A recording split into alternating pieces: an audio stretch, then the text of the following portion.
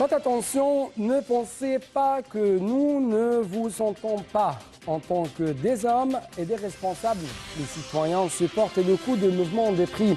C'est ce qu'a déclaré en fait hier le président Fatou El-Sisi pendant l'inauguration des projets industriels au Gizeh.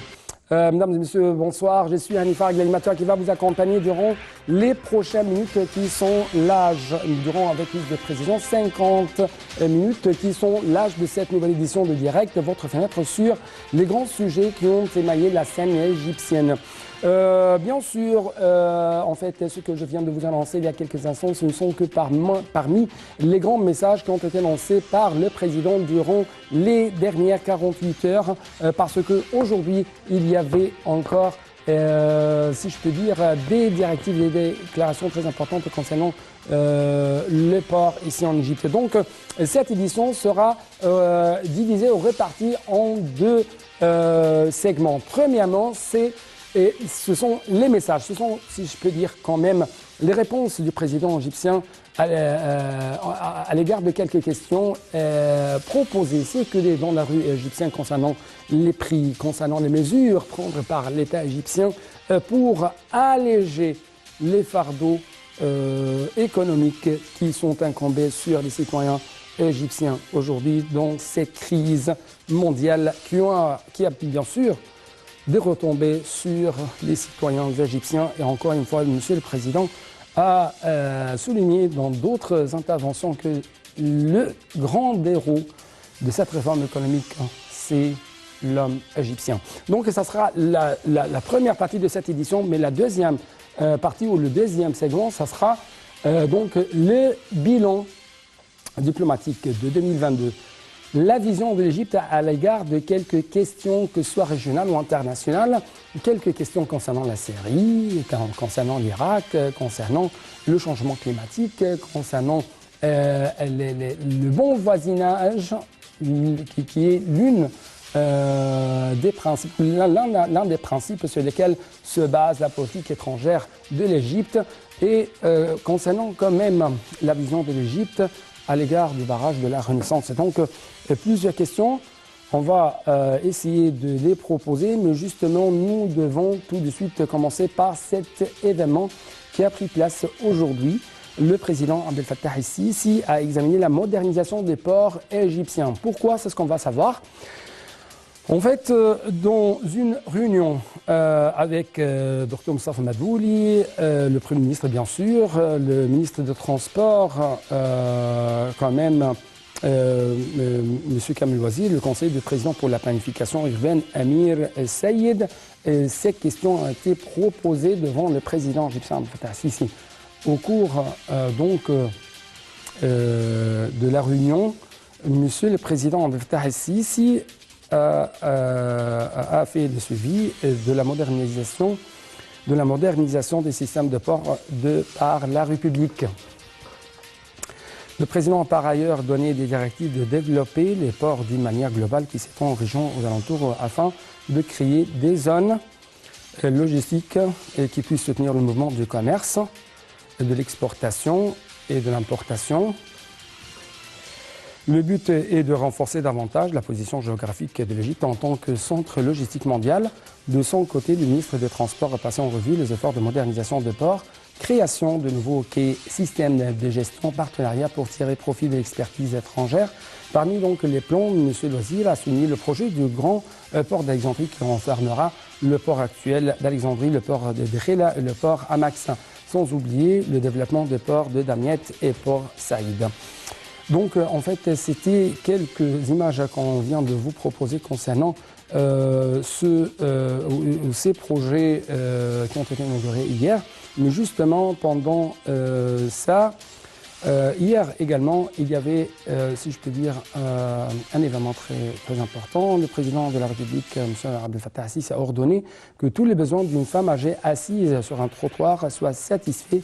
Et ce, après avoir mené un dialogue avec elle, le président Sisi s'est engagé quand même à mettre en œuvre toutes les demandes de cette femme âgée, exprimant son honneur de l'avoir rencontrée. Et comme vous trouvez sur l'écran, Monsieur le Président, bien sûr, s'est engagé à mettre en œuvre toutes les demandes de la femme âgée, exprimant son honneur de l'avoir rencontrée. Pour sa part, la femme a souhaité au Président plein succès.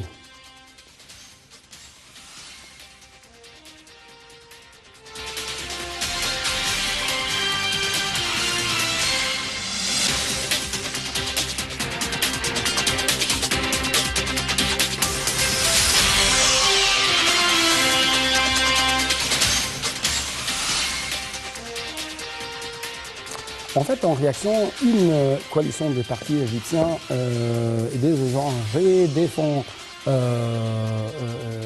économiques quand même, bien sûr, qui ont été fondés par des partis égyptiens, ont essayé d'aider cette femme et de, si je peux dire, répondre à toutes ces exigences. Donc, c'est, si je peux dire, c'est un point essentiel. Le gouvernement écoute bien, observe bien le mouvement dans la rue, les exigences, les demandes des gens dans la rue.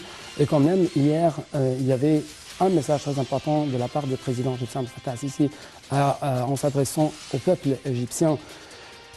S'il y aura d'autres moyens pour alléger les fardeaux incombés sur les citoyens égyptiens, le gouvernement, monsieur le président, quand même, va le prendre encore une fois pour atteindre ce but.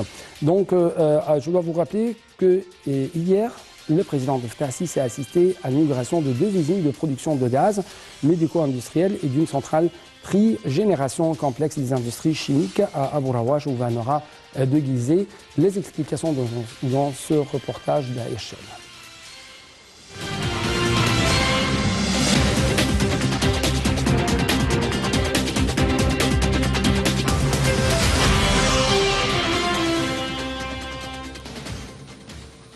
En inaugurant 2 usines de gaz médicaux et industriels et une centrale à trigénération en complexe des industries chimiques à Abu Rawash à Gizeh, le président Abdel Fattah al-Sisi a appelé à conjuguer les efforts pour contrer la hausse des prix, soulignant son attachement à ne rien cacher au peuple. Le chef de l'État a affirmé que l'État avait tenu à accroître la production locale en articles stratégiques, notamment ceux importés pour réduire la pression de la demande en dollars américains. Le président a en outre demandé que le volume des marchandises dédouanées dans les ports soit rendu public, révélant que le chef du gouvernement l'avait instruit du plan fixé à cet égard.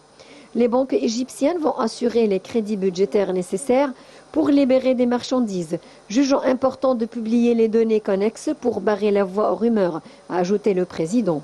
L'État a œuvré à produire des industries stratégiques comme le chlore et les gaz médicaux pour assurer les besoins locaux croissants, notamment après l'éclatement de la pandémie de Covid-19, a indiqué le chef de l'État.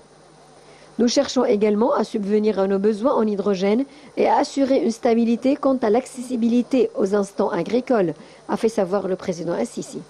Le complexe de production des engrais azotés qui sera inauguré prochainement permettra de couvrir les besoins des projets d'élargissement des terres agricoles, a insisté le président, jugeant impératif de trouver des solutions en dehors du budget public.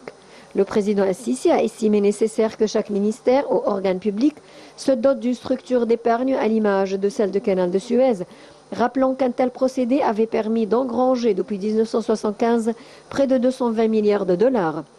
Si seulement 10% de ce montant était prélevé et placé dans un fonds, nous aurions pu financer des projets de modernisation dans la zone du canal, a-t-il poursuivi.